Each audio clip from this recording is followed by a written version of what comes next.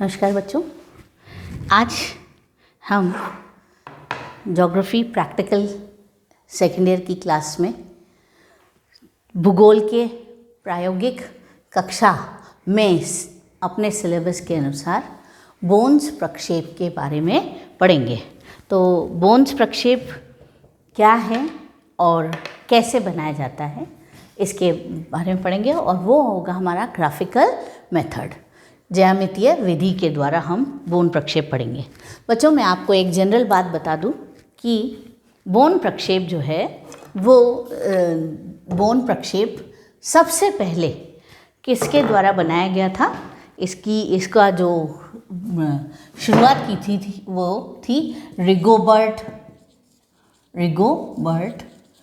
Bones द्वारा। किसके द्वारा? रिगोबर्ट बोन्स। इसलिए इसका नाम रिगोबर्ट बोन्स के आधार पे ही बोन्स प्रक्षेप के नाम से जाना जाता है। ये समक्षेत्र प्रक्षेप है।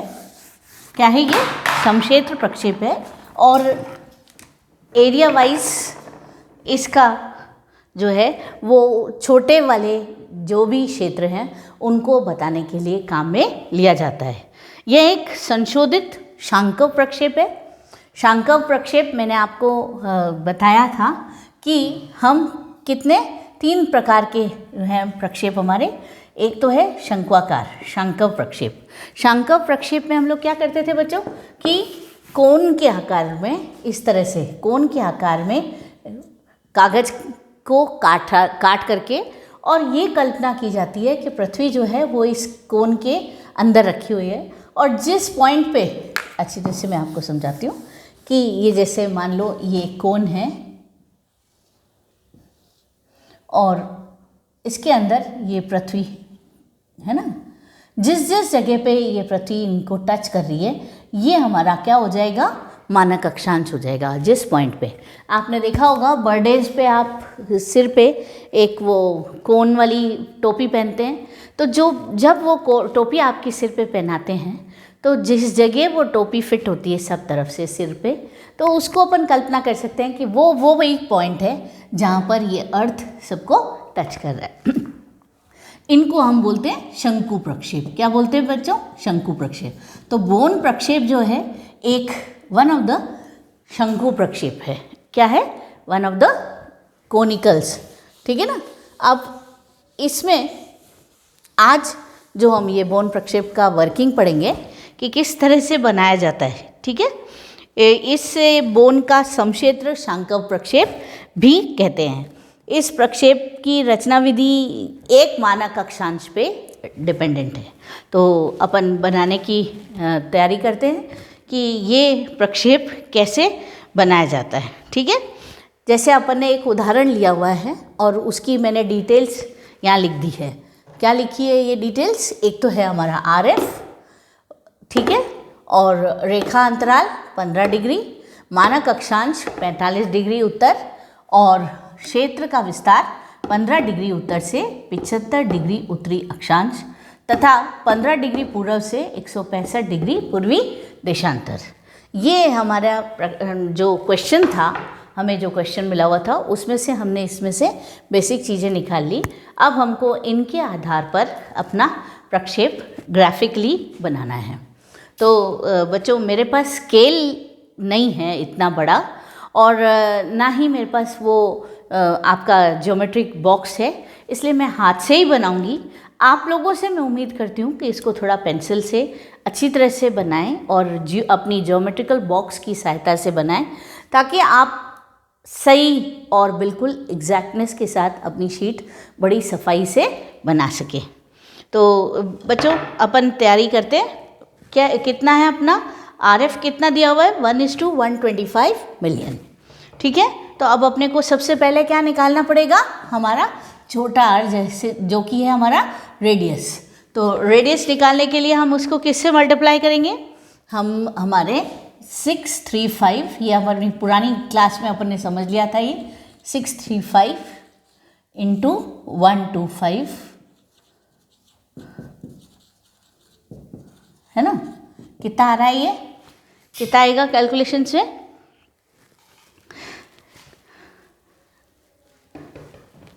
5.08। इसको कैलकुलेटर से या किसी से भी आप सेंटीमीटर्स में, चूँकि हम सेंटीमीटर्स में काम करेंगे तो सेंटीमीटर्स में हमने निकाला है और ये हमारा सेंटीमीटर्स ही दिखाता है रेडियस। ठीक है, तो अपना छोटा आर निकल गया 5.08। अब हम क्या करेंगे बच्चों कि 5.08 की एक लाइन खींचेंगे, यहाँ से लेके यहाँ तक दिख रहा है आपको।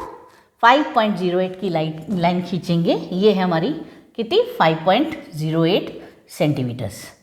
और इसको हमने O माना है, इसको हमने B माना है, और इसी के ऊपर इतना ही 5.8 ही ले लो और इतना ही आपने यहाँ ले लिया बराबर। ठीक है, तो इस तरह से अब हमारा जो हो गया, सॉरी इसको अपन भले ही OAB कर देते, इसको इस पॉइंट को हमने A ले लिया, इसको हमने B ले लिया और इस तरह से इसके ऊपर आर्क बना दिया। एक क्या बना दिया, एक आर्क बन गया।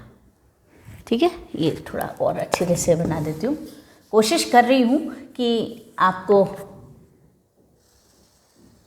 हाँ, ताकि मेरे बच्चे भी वैसे ही बनाएं, नीटली बनाएं। कोशिश पूरी करिएगा बच्चों कि आप नीटली बनाएं, है ना। ये भी 5.08 सेंटीमीटर्स। ठीक है, अब जैसा कि ये क्या बोल रहा है, रेखा अंतराल कितने का दिया हुआ है, 15 डिग्री। रेखा अंतराल दैट मीन्स इंटरवल, है ना। इंटरवल कितना है, इंटरवल कितना दिया हुआ है बेटा, 15 डिग्री। तो हमने यहाँ से अपना वो लिया डिग्रीज़ का और कंपास रख करके और 15 डिग्री के अंतराल पे हमने कितनी मार्क कर दी, 15, 30, 45, 60, 75, है ना। तो ये है हमारी 15, 30, 45, 60 और ये हो गया हमारा 75। ये रेखा हो गई हमारी 75। ठीक है बच्चों, इसकी पॉइंट मोटी है इसलिए यहाँ पर थोड़ा सा क्लैरिटी कम हो रही है इसकी। आपको मैं और इसको क्लियर कर देती हूँ। आप मेरे से ज़्यादा अच्छी तरह से कंपास और उसकी सहायता से बनाइएगा प्लीज़, ताकि स्ट्रेट रह सके, है ना।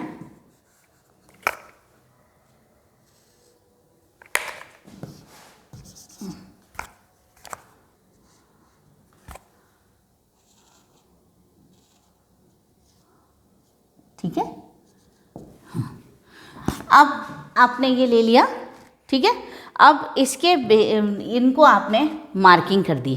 क्या क्या मार्किंग कर दी आपने, कैसे कैसे कि ये बी है ही, ए बी हो ही गया और सी डी ई ऐसे इनको ही मार्क कर देते हैं, सी डी ई एफ और ये हो गया हमारा जी।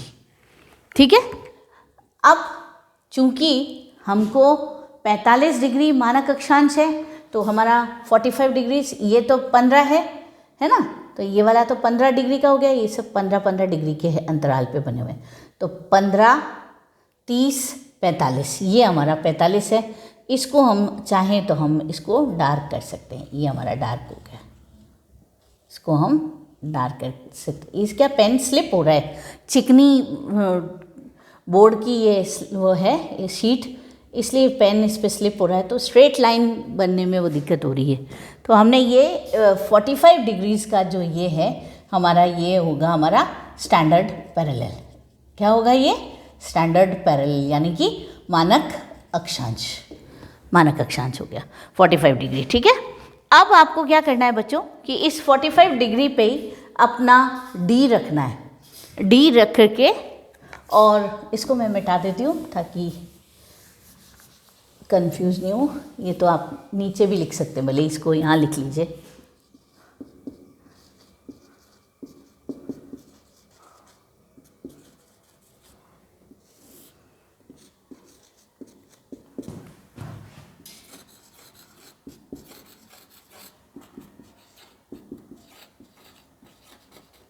हाँ, अब आपने इसी पे ही स्ट्रेट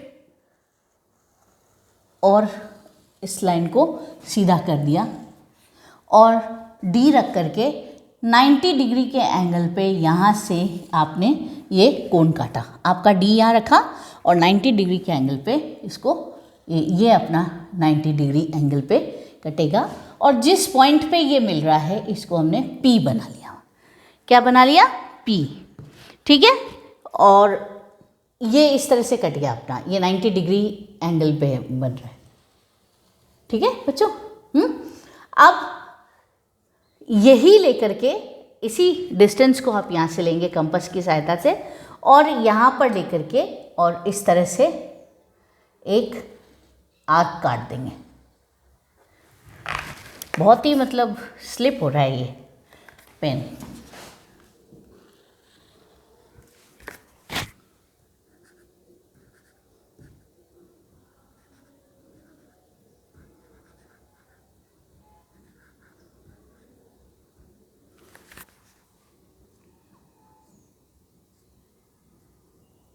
ठीक है, ये काट दिया। फिर स्केल की सहायता से आप इनको सबको ऐसे मिला देंगे। आपका स्केल लेकर के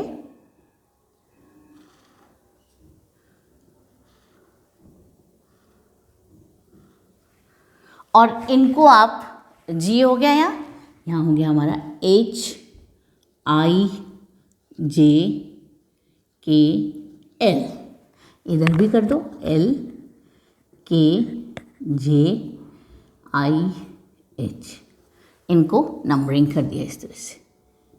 ठीक है, ये कर दिया, हो गया अपना।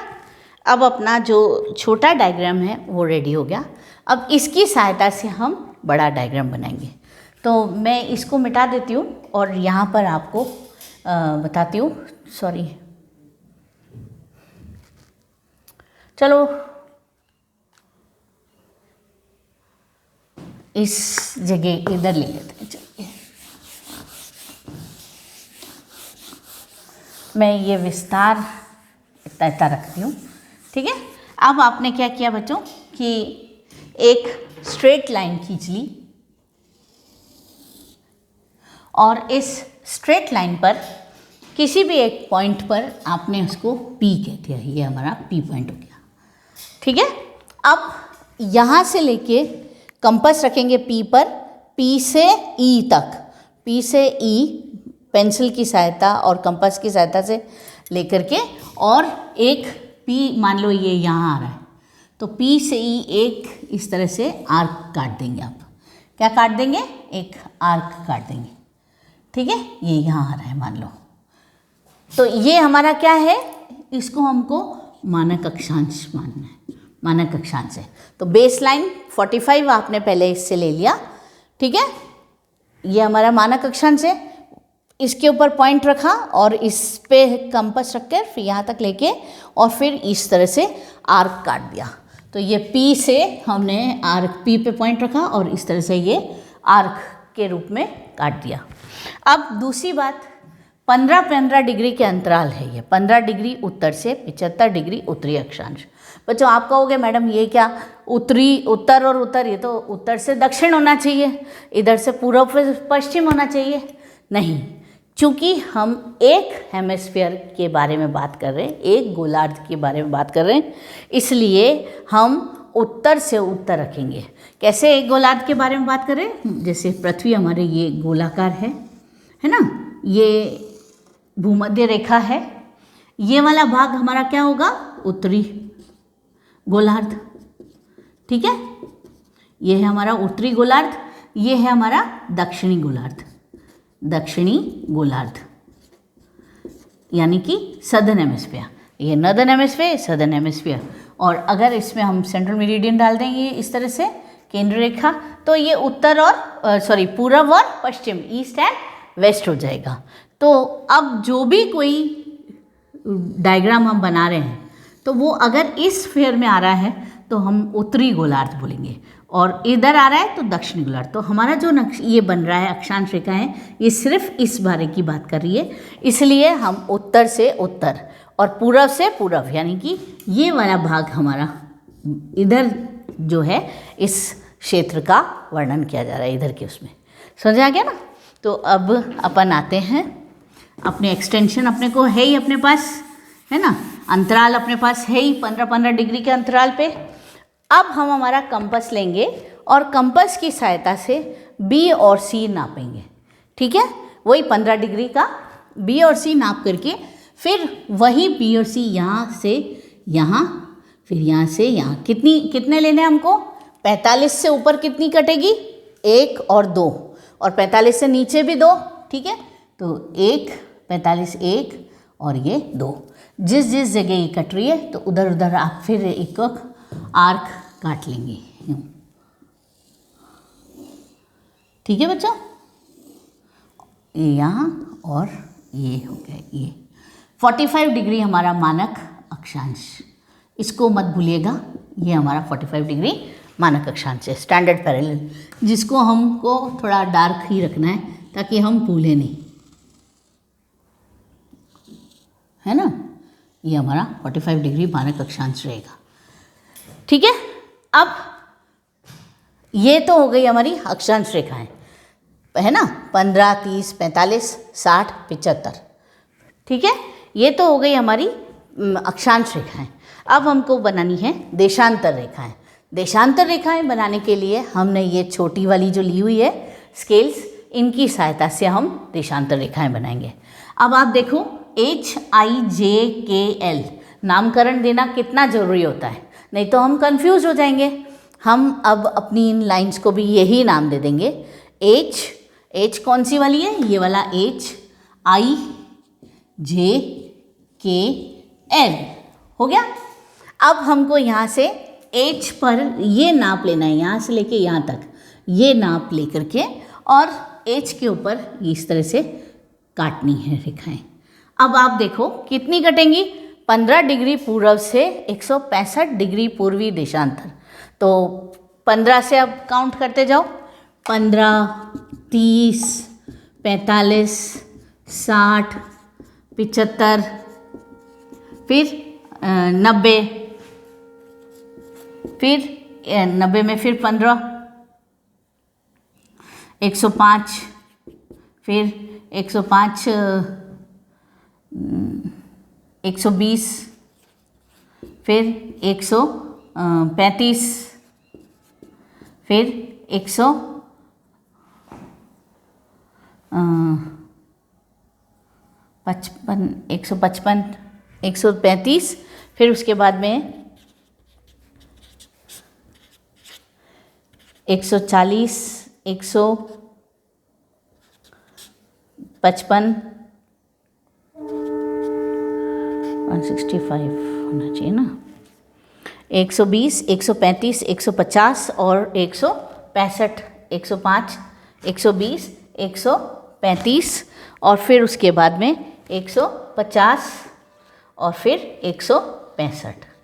ये आ गया हमारा पूर्वी देशांतर, ठीक है बच्चों।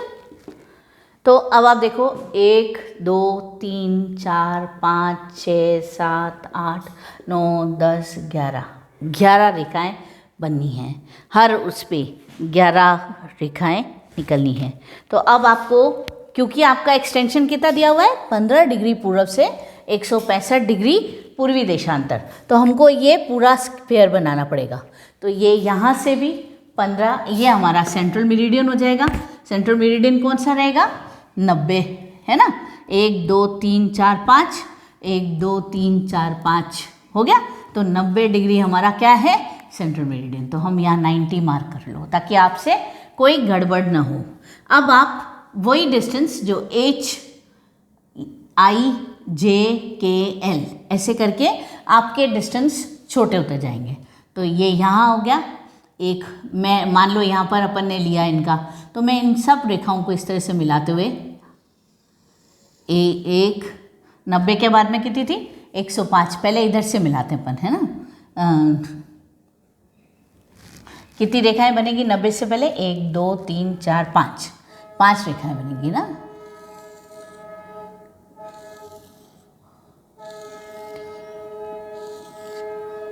और ये 5, ठीक है। इधर भी 5 बनेगी, 1, 2, 3, ओ ज़्यादा डिस्टेंस आ गया,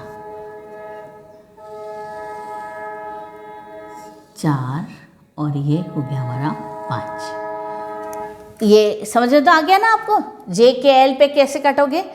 एल का डिस्टेंस सबसे कम है, जे का डिस्टेंस के का फिर उससे बड़ा है के पर, जे उससे बड़ा है, आई का उससे बड़ा है और एच का और भी बड़ा। इस तरह से करके फिर आप उनको इस तरह से मिला लेंगे। ठीक है, मिलाने के बाद में अब आप इनके ऊपर लिख लेंगे और जो एक्स्ट्रा है वो हटा देंगे यहाँ से।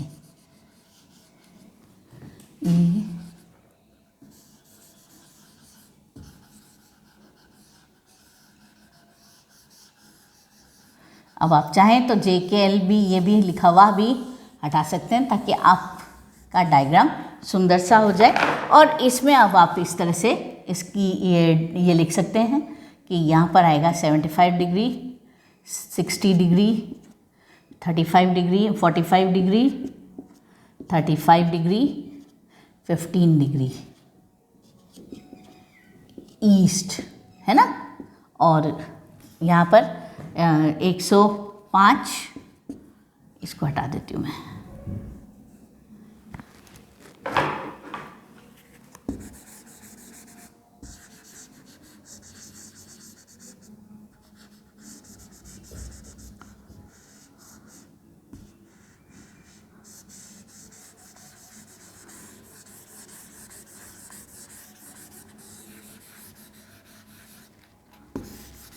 है ना, इधर 105, फिर उसके बाद 120 डिग्री, फिर है 135, फिर है 150 डिग्री और 165 डिग्री। यही हमारा एक्सटेंशन दिया हुआ है। तो हमने ये 80 बनाई है। अब पूर्व से इधर, तो इस तरफ जाने के लिए अपने को कहाँ से शुरू करना पड़ेगा? क्योंकि पोल्स उत्तरी गोलार्ध के लिए बना रहे हैं, तो हमारा यहाँ से 15, 30, 45, 60 और ये 75 डिग्री और 90 डिग्री हमारा पूरा ऊपर की तरफ कोण हो गया। एक तरह से बन गया ये। बच्चों कोशिश करिएगा कि आप ये जो आर्क्स भी बनाते हैं ये हाथ से और बहुत फाइन उससे काटते हुए बनाएं, तो थोड़ा और मेरे से ज़्यादा आप अच्छी तरह से स्केल और जियोमेट्री बॉक्स की सहायता से बनाएंगे तो बहुत ही सुंदर सा बनेगा। और जब ये सुंदर सा बनेगा तो इसके अंदर आपका मन करेगा कि कोई छोटा नक्शा, चाहे श्रीलंका का है, चाहे ऑस्ट्रेलिया का है, तो आप आराम से इसके अंदर बना सकेंगे। और ये हमारा बन गया है, कौन सा प्रक्षेप बना है ये? बोन्स का प्रोजेक्शन। ऐसे ही अब हम अगले और नए प्रोजेक्शंस, जेनिथल्स वगैरह भी पढ़ेंगे, लेकिन अभी आपका जो सिलेबस में है वो हम पहले फिनिश करेंगे कि ये हमारा ये है बोन्स का प्रक्षेप। और इसके बाद नेक्स्ट क्लास में हम नेक्स्ट प्रक्षेप के बारे में पढ़ेंगे। ये इनकी कुछ कैरेक्टरिस्टिक्स हैं जो आप अपनी फाइल में लिखेंगे और इनकी विशेषताएं हैं कि भूमध्य रेखा एवं केंद्रीय मध्याह्न रेखा एक दूसरे को समकोण पर काटती है। इन दोनों रेखाओं से दूरी बढ़ने के साथ साथ अक्षांश वृत्तों तथा देशांतर रेखाओं इनका वो जो है बढ़ता जाता है। अब इस प्रक्षेप पर अधिक से अधिक एक गोलार्ध को ही हम दिखला पाते हैं और मानचित्रों में भी यूरोप, एशिया, छोटे छोटे जो शहर हैं उनको हम इस पर आसानी से दिखा सकते हैं। तो मेरे ख्याल से आज की क्लास आपको समझ में आ गई होगी और कृपया करके प्रैक्टिस करिएगा और कोशिश करिएगा। अगली क्लास में फिर मिलेंगे हम, तब तक के लिए डॉक्टर सीमा श्रीवास्तव को इजाज़त दीजिए।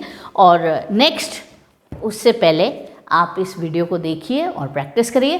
फिर कोई दिक्कत आए तो आप हमसे पूछ सकते हैं विभाग में। ठीक है, थैंक यू। ओके।